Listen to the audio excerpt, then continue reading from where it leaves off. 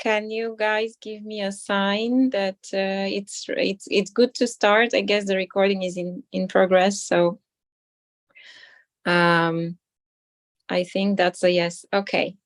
All right. My name is Stanislava Lecocq, and I am a naturopath and fertility coach. And I will be talking to you today about reproductive health. I think we have 7, 8 people. Great.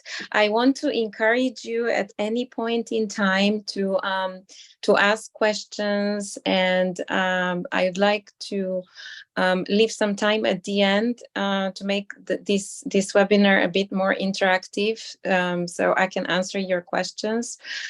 I want to start with the most common reasons for infertility. Infertility is so common nowadays, according to the World Health Organization statistics. Every 6th couple in the world struggles with infertility. In the developing countries, it's every 4th couple. Infertility is defined as the inability to conceive after 1 year of active conception attempts, or the inability to carry a healthy pregnancy to term. Also, multiple miscarriages are considered as infertility. It's becoming, unfortunately, more and more common. I believe in the last 10 years, there is a 20% increase worldwide of the cases of infertility. It's considered that in 30% of the cases, the reason is a female factor. In 30% of the cases, the reason for infertility is male factor. In 30% of the cases, the reason is in both partners. And in only 10% of the cases, we have the so-called diagnosis of unexplained infertility, which was my diagnosis. And I will let you know what is my personal story in a bit. But I want to dwell a little bit on the reasons of this more and more common diagnosis, infertility. As a general rule, we all know that nowadays, 21st century, we have delayed reproduction because women very often want to make a career and prove themselves professionally before they settle down and decide to reproduce, which is a great thing that women today can be equal professionals, but that's offsets reproduction, and many women today are having children much later in life. Another reason,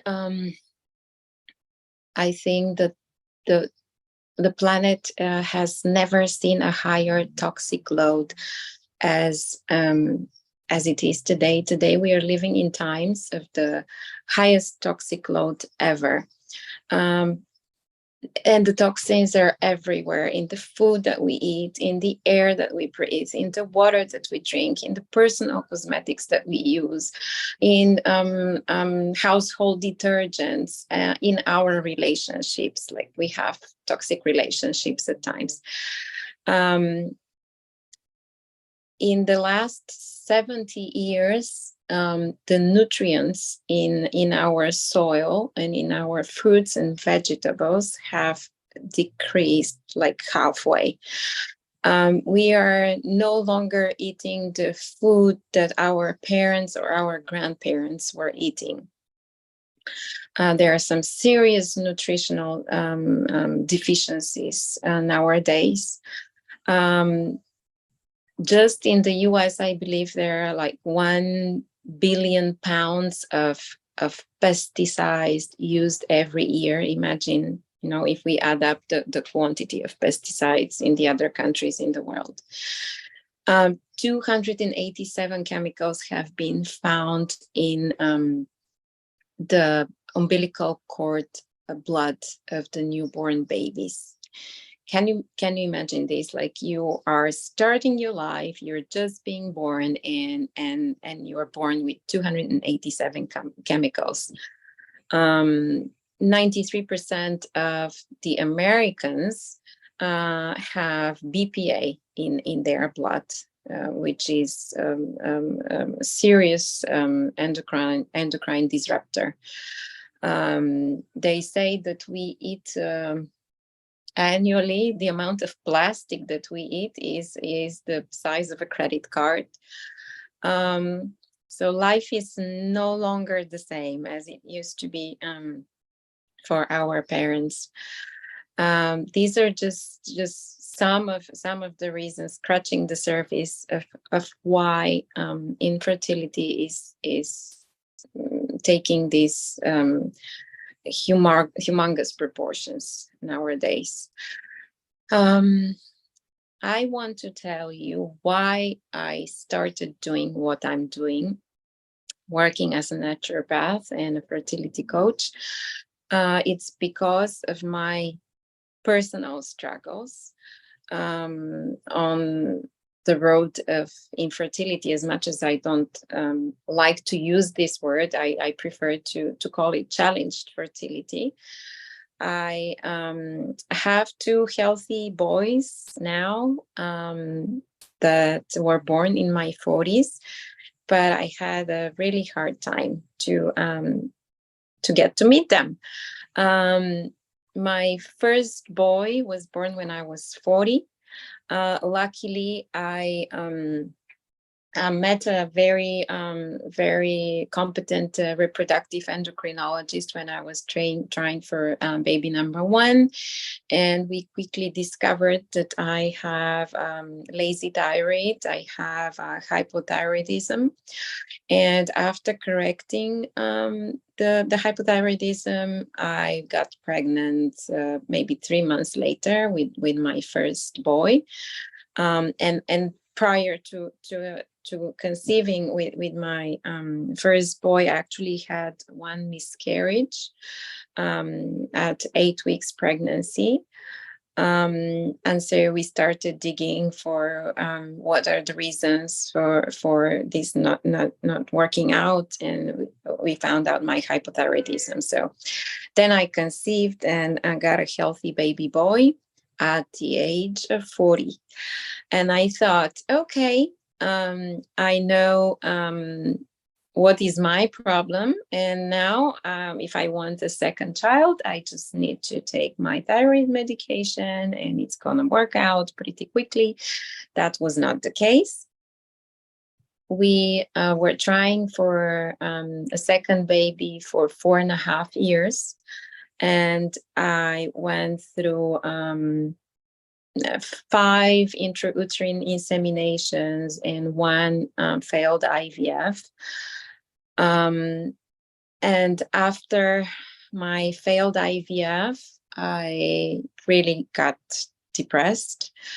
I had 2 embryos that were transferred on day number 2.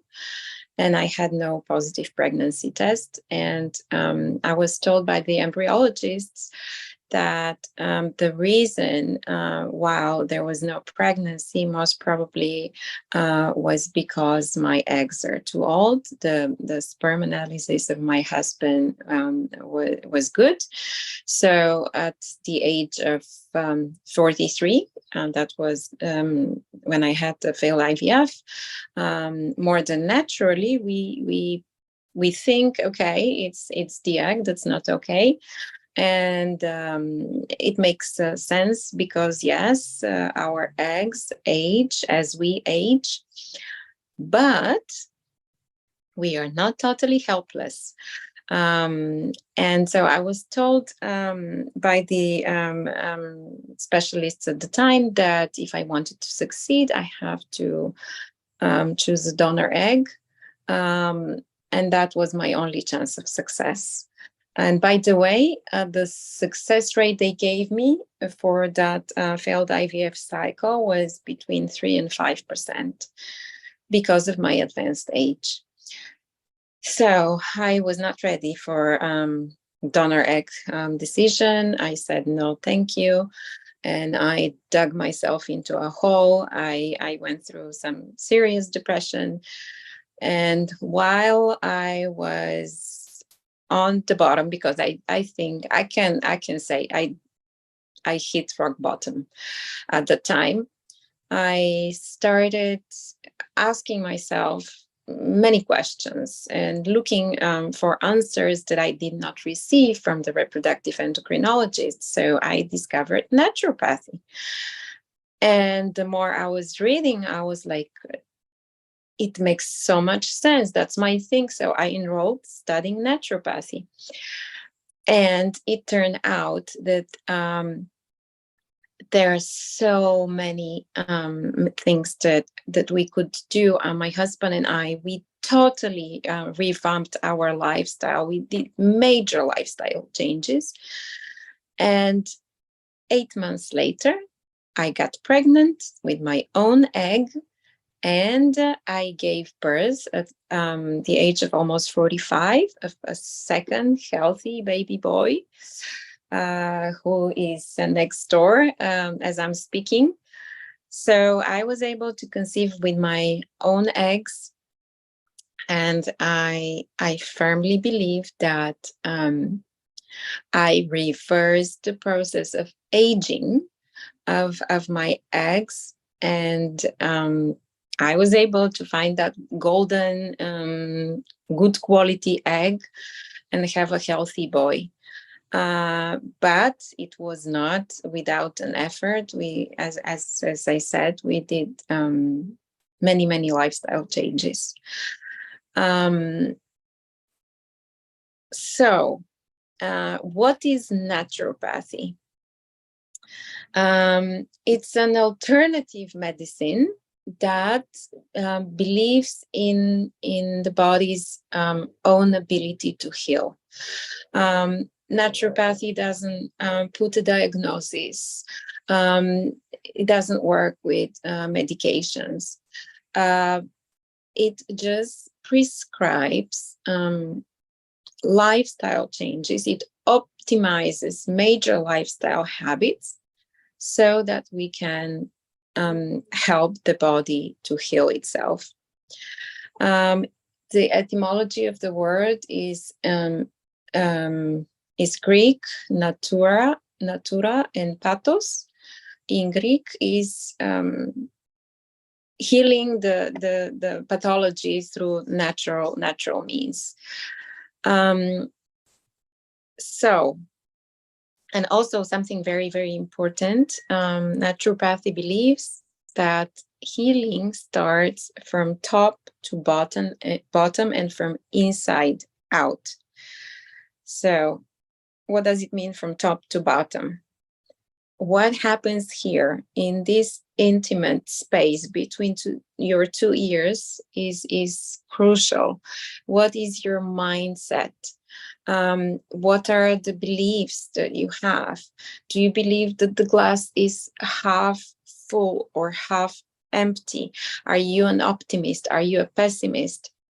That really determines the process of healing. So you are getting a sense of the methods and the means of naturopathy, but I want to first talk about why it is important to optimize one's health in order to improve the chances of a successful pregnancy, to speed up the time to pregnancy and improve the chances of taking a healthy baby home. there is a statistic of the late Professor Jansen, who wrote a wonderful book called Getting Pregnant.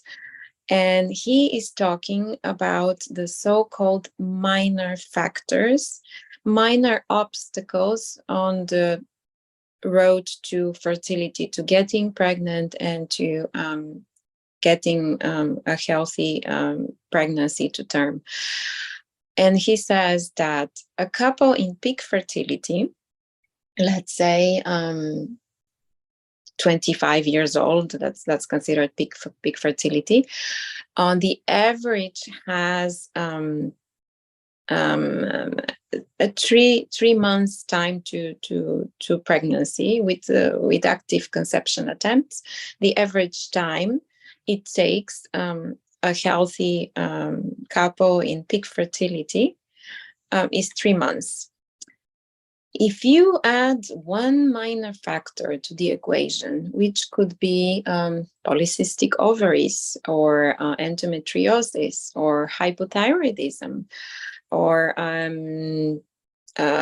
compromised morphology or motility of the sperm, the average time to pregnancy becomes 2 years.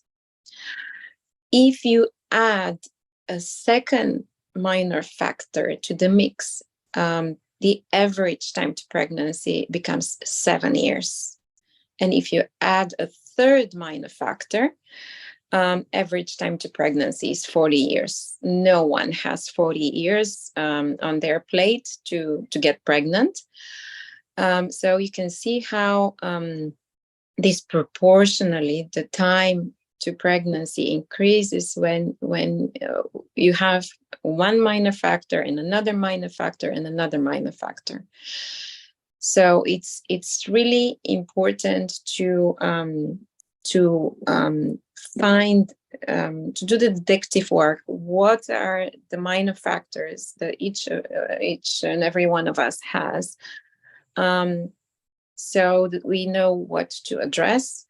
And it's important to optimize health in general, because fertility is extension of health.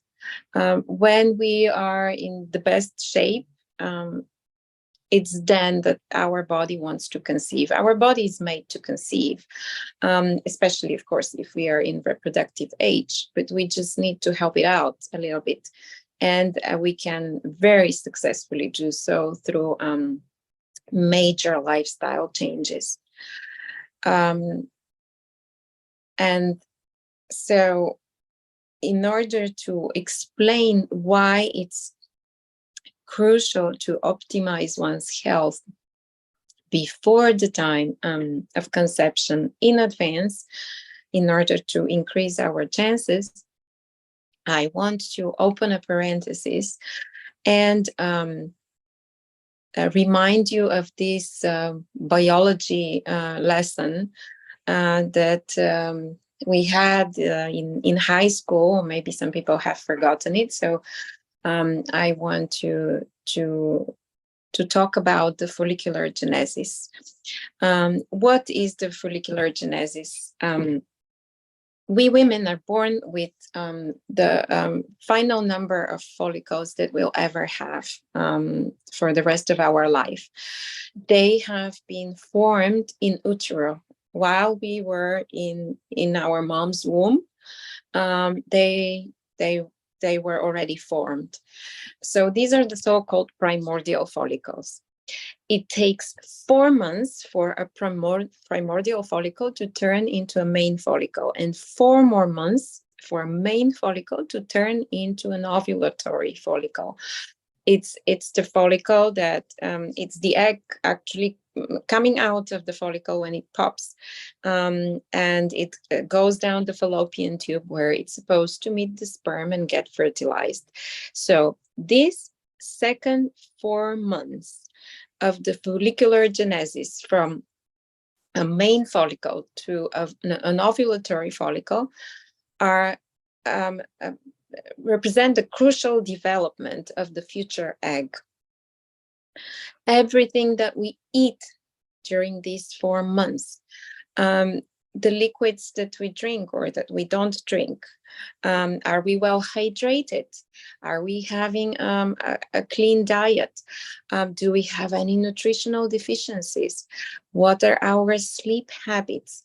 Do we exercise? Do we move regularly? What is our toxic load? What are our thoughts? Are we stressed? What are the emotions that we are going through? All this impacts the quality of the future egg. Not only, but also it impacts the health of your future child, because by 8 weeks gestation, most organs have started developing. Some have developed. The DNA blueprint is there. So not like most women do. When we see the 2 lines on the pregnancy test, we are like, oh my gosh, should I eat that? Should I not? Should I drink this glass of wine? Should I go jogging or should I not? No, these kind of thoughts we need to have a lot prior in advance, at least 4 months prior to conception, so that we can optimize the chances of having a healthy egg. With men, the spermatogenesis takes between 3.5 and 4 months. This is the time necessary to for a sperm to form, and everything that impacts the quality of the future egg. All these things: diet, liquids, hydration, toxic load, thoughts, emotions, nutritional deficiencies, sleep habits, exercise, impacts the quality of the future sperm. Moreover, with men, especially if they're compromised sperm parameters like motility, morphology, or DNA fragmentation, we need usually more than 1 cycle of the spermatogenesis to really see black on white the improvement in the parameters, like when we do the sperm analysis. So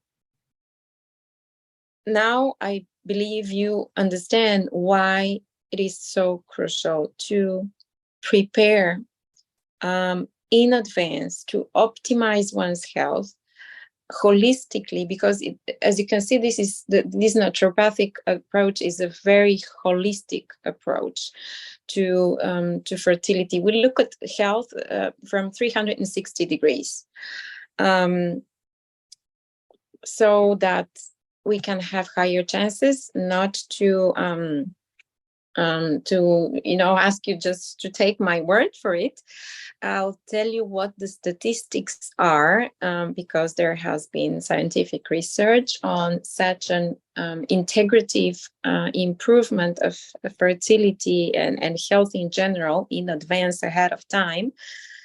And if one optimizes their health like that, the chances of successful natural conception increase to 81%. And just to give you an idea, a healthy couple in reproductive age, on the average, has 25% chance of conceiving each month. So 25 versus 81. If a reproductive technology is chosen or needs to be used, then the chances of successful pregnancy increase to 46.1%. So just you do the math. I'm telling you, at 43, I know what my chances of success were, between 3 and 5%, let's say 5%. So dramatically different, whereas 46, whereas 5%. And the last thing I want to talk about today are the methods of naturopathy to improve fertility. As you are already guessing, these are all the things that I mentioned that are influencing the quality of the egg and the quality of the sperm. But I'm going to elaborate a little bit on each and every one of them now. First, healthy diet. What does it mean, healthy diet? First, we want to have clean food, clean proteins, vegetable, fruit. We don't want the meat to be treated with antibiotics. We don't want animals that have been injected with hormones. We want vegetables as clean as possible, not polluted with pesticides, with heavy fertilizers, possibly organic. The best would be if you could grow them in your own garden. Same for fruit. You want it clean. You want it not fertilized with heavy chemicals. As a general rule of guidance, always prefer, when you go grocery shopping, the food that is not labeled. If there is a label on it, just go pick something else with no label. We are trying to stay as far as possible from packaged food, labeled food. We want fresh produce, we want clean meat, we want wild-caught fish versus farmed fish. You want grass-fed meat. A lot of people are asking, why is it so important for the meat to be grass-fed? Because when you give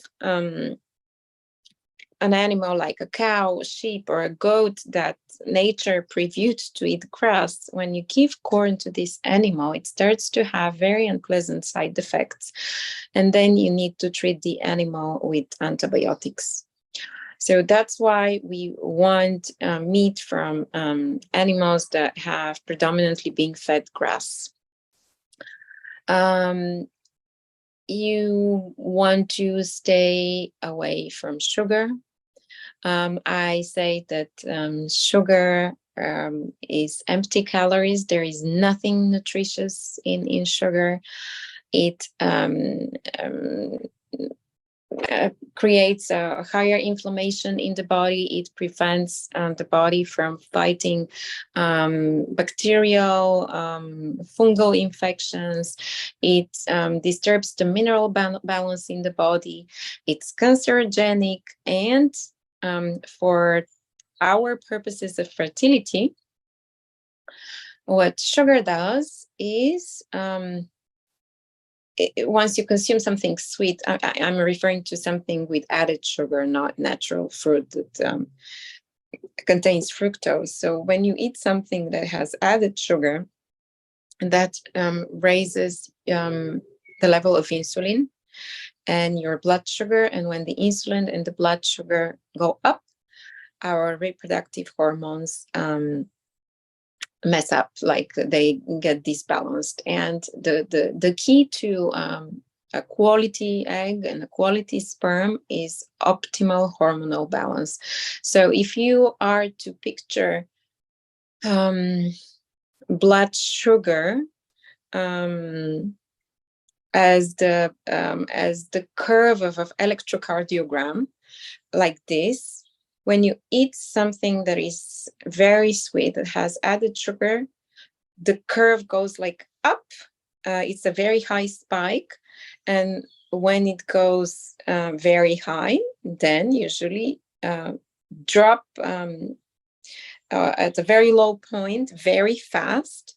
And so if we especially start the day with something very sweet, our blood sugar is going to go like this, like a roller coaster, like the pendulum effect, the whole day. And the more we eat sweet, the more we want to eat something sweet, be it like carbs, like a white flour or something sweet.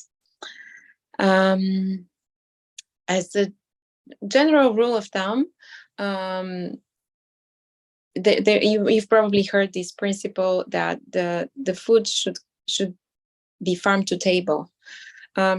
If possible, it should come directly from the farm to your table, with a minimum amount of steps of processing the food. It's considered that 1 to 3 steps of processing is fine, or until the food is visually recognizable. That's fine. For example, if we are to take a piece of corn and boil it, and so we are eating this boiled corn, this is one step of processing, does boiling, and that's fine. If we take the corn grains and just cut them with a knife in the plate, that's another step of processing the corn. But I look at my plate and I say, oh, these are corn grains, so I recognize it. That's fine. I can eat it. If I put this corn in a food processor and make a yellow puree, I'm not going to be able to recognize just by looking without tasting that this is corn. It's some kind of yellow puree. So that's already an unnecessary step. If we could avoid it, it would be best. We need to be able to recognize our food visually. We need to be able to chew it, because both the visual recognition and the chewing produces certain enzymes already with our saliva to prepare our stomach to digest corn, not beefsteak, for example. So there's certain exact enzymes that are produced. All right, hydration. It's very important to drink primarily water. This is the good liquid. We are more than 70% water, and it's important what kind of water we are drinking. So we want clean water. We want between 2 and 3 liters of water per day. I like to tell my clients, like, if you can drink 2 liters per day, I'll be happy. It's very important to have good quality sleep. So sleep and sleep habits is another major method of naturopathy. As a general rule, we women need between 8 and 9 hours of sleep. Men need a little bit less, between 7 and 8. We want deep sleep, not shallow. We want to be rested on waking. We don't want to wake up groggy and be tired. And there are a lot of tips when it comes to sleep hygiene to improve the quality of one's sleep. It's important that sleep happens between certain hours during the night to catch the major window of melatonin production, which is a very powerful antioxidant linked to egg quality and sperm quality. It's important to move regularly. So exercise. For fertility, we want regularity more than intensity. We don't need to train for an Olympic marathon, but we want to regularly exercise, which means like 4 to 5 times a week for about 40 to 50 minutes. And it's mostly important to me to find what appeals to everyone. Not to pick a sport or some kind of a movement that is not your cup of tea and create the opposite effect. So it's important to do something that you like, be it like kind of dancing or yoga or swimming or whatnot. Then I usually, with my women, men, and couples dealing with infertility, like to do a virtual tour of the household to decrease the toxic load, starting from the personal cosmetics in the bathroom, reaching the laundry room, the detergents, and all kind of chemicals that we might have in the household, and try to reduce the toxic load as much as possible. Next, I work with food supplements. And before I tell you a bit more about the food supplements, I want to make a disclaimer. No food supplement can compensate a mediocre diet. We need to have a good quality, a good variety food, because our body prefers to get the nutrients from food and absorbs them best from fruits. So from food. So the food supplements come only after we have made sure that we have a good quality, clean diet. With supplements, it's very individual. I need to know each couple's medical history and what they've been going through. I like to do some nutritional deficiencies testing in order to determine what are the best supplements in your case. But as a general rule, some prenatal vitamins, some good antioxidants are always beneficial. With women, I like to use a method of getting to know your menstrual cycle through basal body temperature charting. That's taking the basal body temperature with a digital thermometer every morning upon waking under the tongue, and we put it in a special chart. There are rules to take that temperature. And at the end of the month, the chart of the menstrual cycle gives us tons of information, what's happening in the female body. And it can help us with the fine tuning to see, which hormones maybe are not optimal, what is deficient, and what's going on. If there is a healthy follicular phase, if there is a healthy luteal phase, if there is ovulation, when it occurs, is it a healthy one? And of course, getting to know what's the best time for baby making. Tons and tons of information from a fertility chart. Last but not least, I work with psychological and emotional health. I see that most people that I'm working with much more easily introduce the physical, the tangible changes in their lifestyle. Like they change their diet, they start exercising, they start sleeping well, we reduce the toxic load. And sometimes it still doesn't work out for them. Most probably, in that case, the reason is, I like to call it emotional inflammation, or some psychological obstacle, or some prevailing negative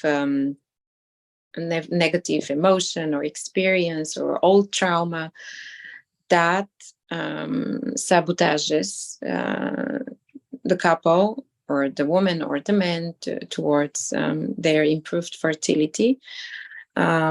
So I do work on the psychological and emotional blockages to fertility.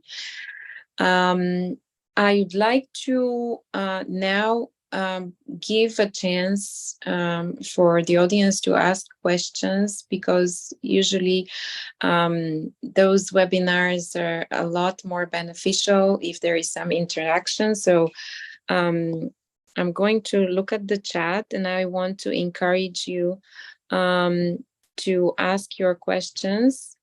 All right. So, Mary said, "Hi, I also have this problem, no conceiving without explanation. How do you think this can be solved? When I make checkup, doctors say that all is okay from medical standpoint of view." So as far as I understand, you have the unexplained infertility diagnosis. Let me just close the chat because I don't know if the video is still on. I would start with looking for the reason, for the minor factors. I don't believe in this diagnosis and explain infertility. For me, there is always a reason. It just has not been investigated properly. So doing some testing to start with to see what could be the reason.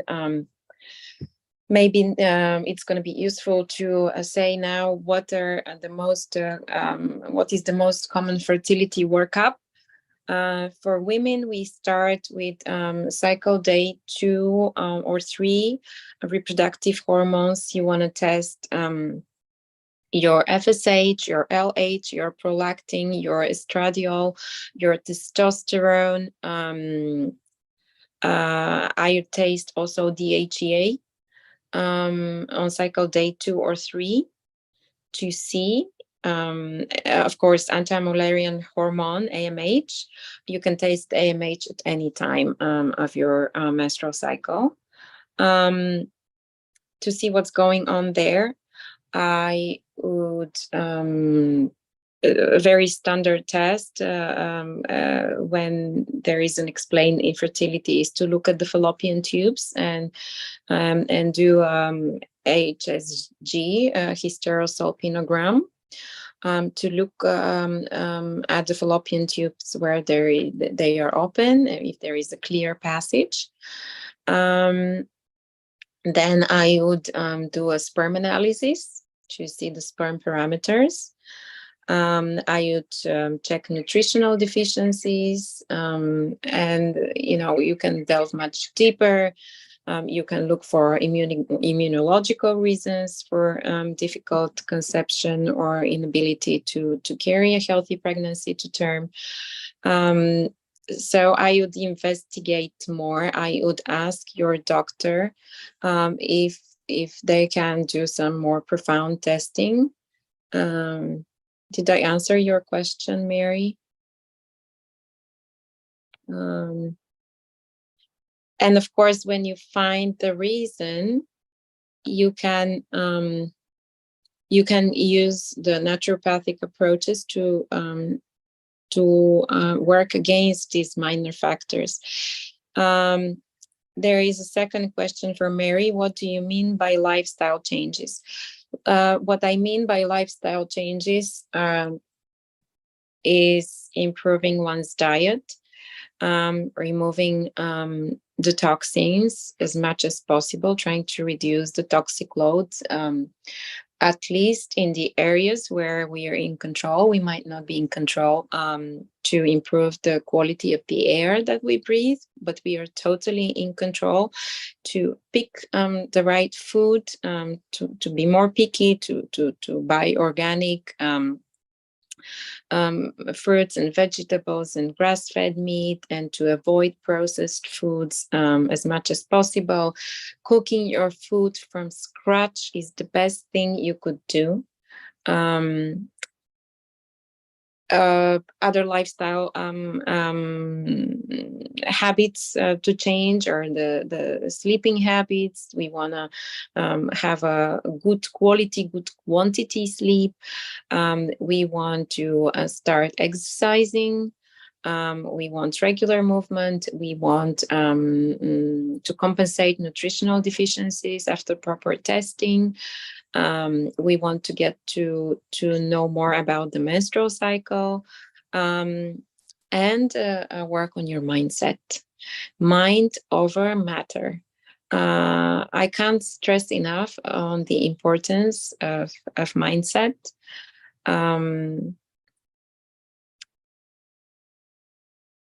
I think you all agree that our thoughts that we think, which, by the way, I think there was a statistics like 80% of the thoughts or more that we are thinking today are the same as the ones from yesterday. So our thoughts provoke certain behaviors. Those behaviors can turn into habits. Habits put us in situations that provoke certain emotions, and those emotions create certain thoughts. So, do you see now how this can be a vicious circle? So, if you keep thinking negative thoughts, you're going to go like around in circles in a loop. That's why it's super important to try to work on your mindset, to have a positive outlook, to believe that the glass is half full, not half empty, to have faith that you are going to become parent, that everything that is happening, no matter how challenging this fertility journey can be, is happening for a reason. And most of the time is for a good reason. It might sound cynical at times, especially if you're going through some hardships, through some very downtime, to think that, oh, I am struggling so much because there is a good reason for that. I know that it can be very hard, but you also have a choice, and you can decide. I have faith that this is happening for a good reason. I might not know now, but the time will come where I will look back and I will see that this only benefited me. There is no bad experience. I believe that everything that happens doesn't happen to us. It happens for us. I don't know if I answered that question. Next question from Anna. Should we consider that using a mixer not a good idea for smoothies or making freshly juices? If you're making smoothies and fresh juices, this is only one step of processing, so that's fine. 2 to maximum 3 steps of food processing is fine. So just using a mixer or a blender adds 1 step of processing, so that's fine. I love smoothies. I love fresh juices. I would not start my morning with a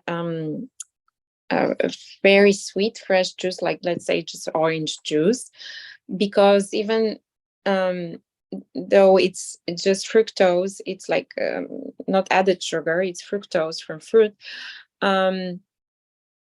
If we start the day with higher amount of sugar, then there is a tendency for our blood sugar to fluctuate for the rest of the day. So if I'm starting the day with a fruit juice, I will always put something green. I'll put some spinach, I will put some celery, or whatever you find green, to mix with it to prevent from my blood sugar from rising and spiking. All right, guys, if you have questions, please type them in the chat. Mary says, thank you. How do you discover the dates of ovulation? Do you do with doctor? Okay. So there are several ways to find out when is your ovulation. Of course, you can do an ultrasound with a gynecologist. You can buy ovulation predictor kit from the pharmacy and do an ovulation test. Usually most tests they predict ovulation from 24 to 48 hours after you get a positive LH peak, because the ovulation test looks at the rise of your luteinizing hormone. And if you start charting your basal body temperature, this is a wonderful method to predict your ovulation, especially after you have done 1 or 2 charts. You're going to get to know your body so well that you're going to be able to predict ovulation. 95% of the women on the planet, a very common phenomenon, just before seeing the higher temperature on their menstrual chart, because after we ovulate, the basal body temperature rises. Like a good fertility chart of the menstrual cycle is looks like 2 steps chart. Like there is one phase of the curve here, and there is a second phase of the curve a little bit higher. It's like a second step, and that's because after ovulation the temperature rises due to progesterone, which is the warming hormone. So just before having this rise in temperature after ovulation, most women see the so-called ovulation dip. So if you imagine the chart in the follicular phase going like that, it's like zigzag, it's not a very flat line. It does one very deep spike, down spike. So when you see the chart going like this, the curve going like this, you can be pretty sure that the next day you will take a higher temperature and you will have ovulated. So somewhere between this morning and tomorrow morning, you can be sure that you will ovulate. But basal body temperature is 99% accurate method to prevent pregnancy, and also to predict good timing for baby making. Okay, let's see. We have a question from YouTube. Hello, is there a natural way to cure fibroids, uterine myoma, achieving hormonal balance? Depending on how big is the fibroid,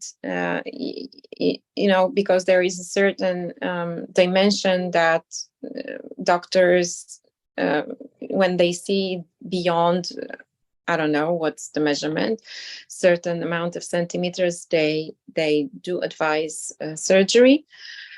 But the underlying reason for fibroids is hormonal disbalance. So if you manage to balance your hormones through all these methods that naturopathy uses, and it's totally possible, the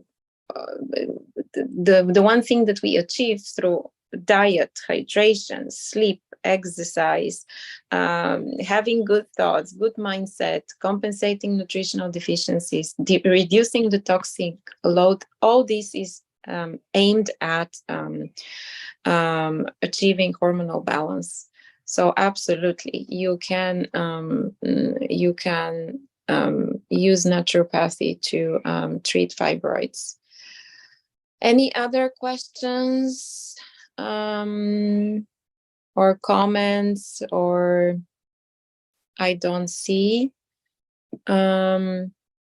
I will give you a few more minutes to type a question if you have in the chat, and meanwhile tell you where you can find me. I work online exclusively through video meetings. I have a website called naturalconceptionawareness.com and a Facebook page with the same name, and Instagram with the same name, and a YouTube channel with the same name, naturalconceptionawareness.com. Let me look at the chat one more time. Thank you, Maria.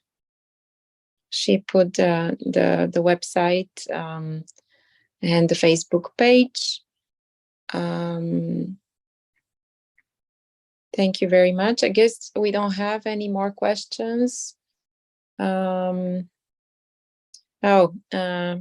Mariana is asking, vegan or vegetarian, is it okay?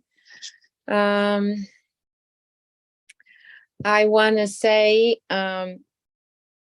if you have been struggling with infertility, if you are taking longer to conceive, or if you have had a pregnancy loss, I think that you're making things worse, being vegan or vegetarian.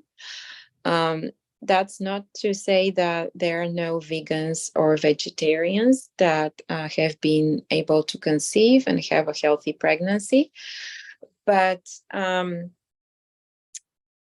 our body prefers the amino acids, which are the building blocks of the new life, from meat. It prefers and best absorbs them from meat. So my answer to your question is, if you are already struggling with infertility, if things are not working out easily, I think you're only going to gain starting to eat meat, or at least fish and seafood.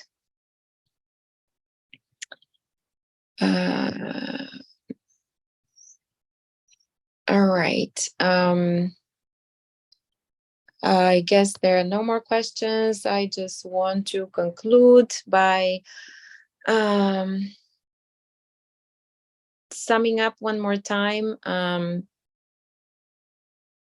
You have many tools, many weapons in your own hands to improve your chances of a healthy pregnancy. You have to become your own advocate and do the best that you can. I like to say to people that they should start acting pregnant today if they want to be pregnant tomorrow. Don't lose hope. Listen to stories of hope, to stories with a happy ending. Don't go and read just the bad stuff on Google. On my page on Facebook, I have a series of interviews called 40 Minutes of Hope with women with a happy ending, with a positive outcome, with a healthy baby after many failed attempts, after years of struggle. So listen to the good stories, to the positive stories, and give it your best. If you really want to become a parent, you will. There are many ways to become a parent. We just don't know when and how, but we should not lose the faith. Thank you very much to the organizers, to Maria, to Natalia. There is one, that's just a comment. Yes, if you want to get in touch with me, you can go on the website, Natural Conception Awareness, or the Facebook page with the same name. and send me a personal message. That's the fastest way to get to me. Also, you can contact the staff of Natalia Kubilkina, and they will provide my contact information. Thank you very much to everyone that was listening, to Maria, to Natalia.